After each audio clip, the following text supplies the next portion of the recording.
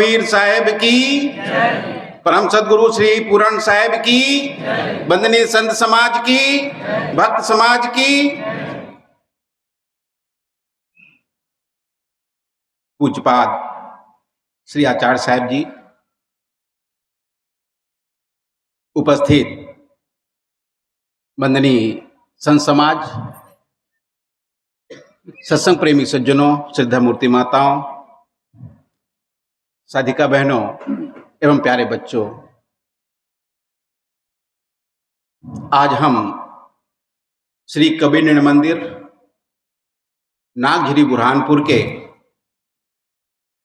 शुभ स्थान में एकत्रित हुए हैं। उसका मूल कारण है सदगुरु कबीर साहब जी के मौलिक सदग्रंथ बीजक की प्रथम टीका, जिसे सदगुरु श्री पूरण साहब जी किए थे, जिसे आज 188 वर्ष पूरे हुए। 189वां वर्ष शुरू हुआ, यानी कि 189वीं जयंती मनाई जा रही है। कार्तिक मास पूनम तिथि शुक्ल पक्ष परवान संध्या पाठ, जिनको याद होगा, जो पाठ करते होंगे उनको ये लाइन पढ़ने में मिलेगी। सदगुरु श्री पूरण साहब जी कहते हैं, अथ टीका समाप्त भया, बाँच विचारे जोए, सदा विमल सत्संग करी, संत विवेकी सोए। सदगुरु श्री पूरण साहब जी यही महाराष्ट्र के खानदेश क्षेत्र के भमौरी नाम के गांव के जन्मे एक हम आपके जैसे एक बालक थे।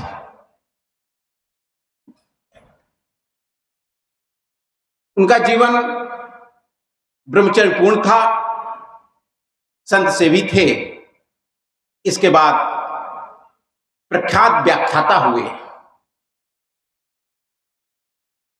जो कबीरपंथ से जुड़े हुए थे। उनको पता चला कि बिहार में कोई धनौती मठ में महात्मा रहे होंगे।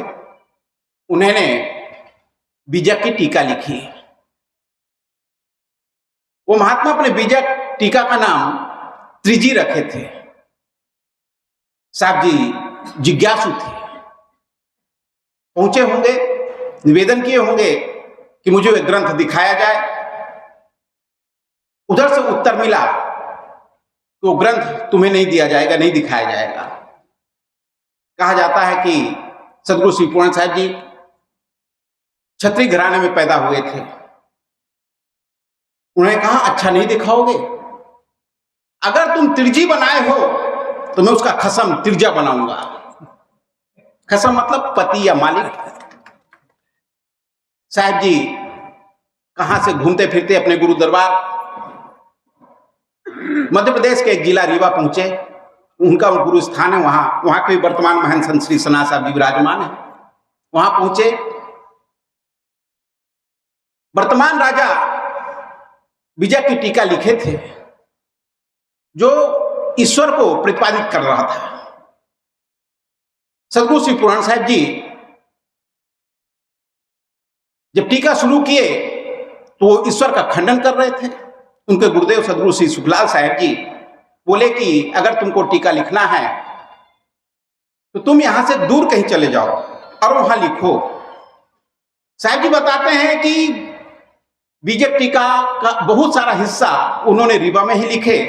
उसके बाद यहां आकर के महात्मा कहते हैं कि कोई गुफा है नदी किनारे, मैं भी देखा उस गुफा जाकर के, वहां रहते थे और लिखे। बाद में यहां आकर के वो बैठे। बीजक टीका पूरी हुई, पूर्णिमा के दिन की बात है। अथ टीका समाप्ति भया, बीजक की टीका पूरी हुई। तो बीजक टीका को उन्होंने नाम क्या दिया?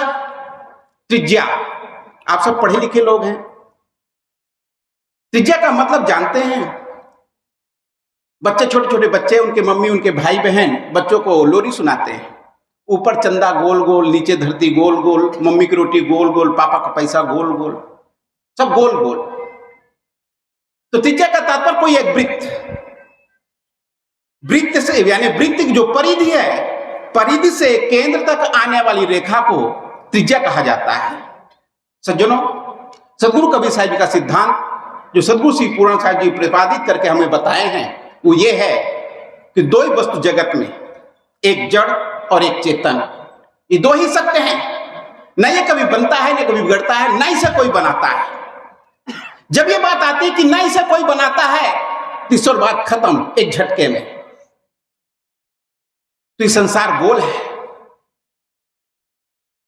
भागो, जहां भी भागोगे संसार मिलेगा, क्योंकि हमारे पांचों ज्ञानेंद्रियां संसार को देखती हैं, संसार को सुनती हैं, संसार को छूती हैं, संसार को चखती हैं, और पांचों कर्मेंद्रियां संसार को छूने पाने का प्रयास करती हैं।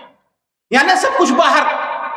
अब बाहर जाओगे तो कितना जाओगे, बहुत भागोगे तो भाग के फिर यहीं पर पहुंच जाओगे, ये नियम है।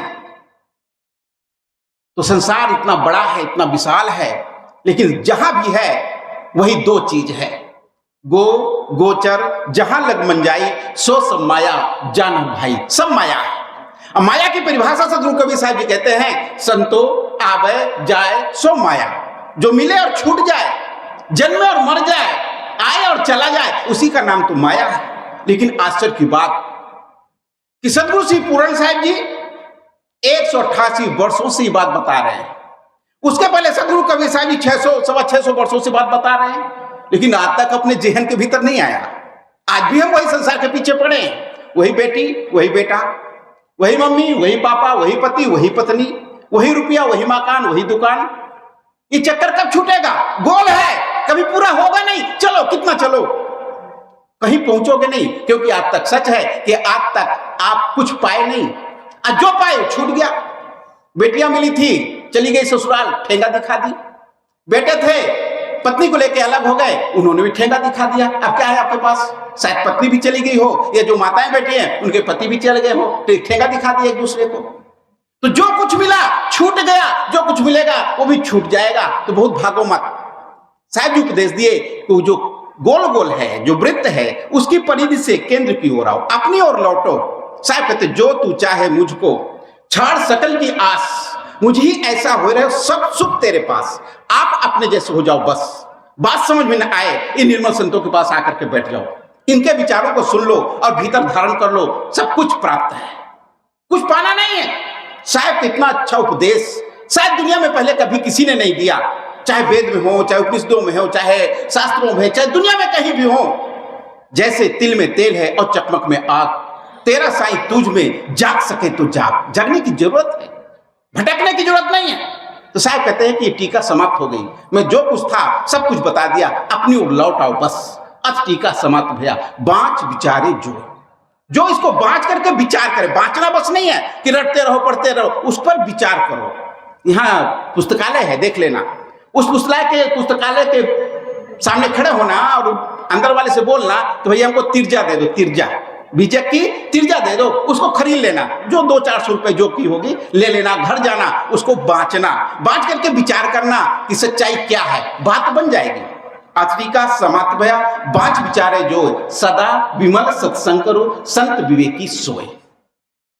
हम मनुष्य हैं, किसी न किसी का संग करेंगे तो कहीं कुसंग में नहीं पड़ना है, विमल संतों का संग करना है, जो पवित्र हो, राग द्वेष से परे हो। ऐसे नहीं, जो राग द्वेष से परे हो, निष्काम हो, उनके शरण में जाना, उनसे सत्संग करना, उनकी सेवा करना, उनकी पूजा करना, और यहां तक कि अपने आप को समर्पित कर देना। सज्जनों, आपको पता है कि जब आप रेलवे स्टेशन से नागझिरी आए हैं ना, तो आप एक ऑटो किए हैं। जब ऑटो किए तो ऑटो वाले से आपने नहीं पूछा तेरे पास लाइसेंस है कि नहीं, उससे आपने ये नहीं पूछा कि तुम कितने वर्षों से ऑटो चला रहे हो, आपने नहीं पूछा। आप अपने आप को समर्पित कर दिया 20 रुपया में। कितने में? 20 रुपया में।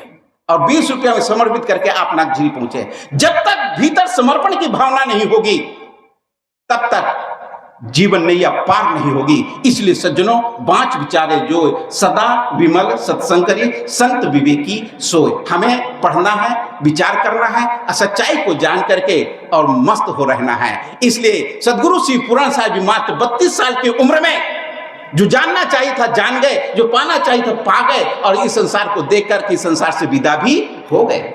32 क्या, आज 62 साल उम्र हो गई, 92 साल उम्र हो गई, तब भी कोई फर्क नहीं पड़ रहा। वही बीवी, वही पति, वही बेटा, वही बेटी, वही दुकान, वही खलिहान। आश्चर्य है कि वैराग क्यों नहीं होता है। बिन वैराग न भक्ति, बिना वैराग की भक्ति नहीं होती है। और जब भक्ति नहीं होगी तो बिना वैराग की मुक्ति भी नहीं होगी। पढ़े जाओ, लिखे जाओ, सुने जाओ, विचार करते जाओ, जीवन कल्याण जरूर होगा। हमारा समय लगभग पूरा हुआ, इसलिए मैं इतना ही कहकर अपनी वाणी को विराम देता हूं। बोलिए श्री सद्गुरुदेव की जय।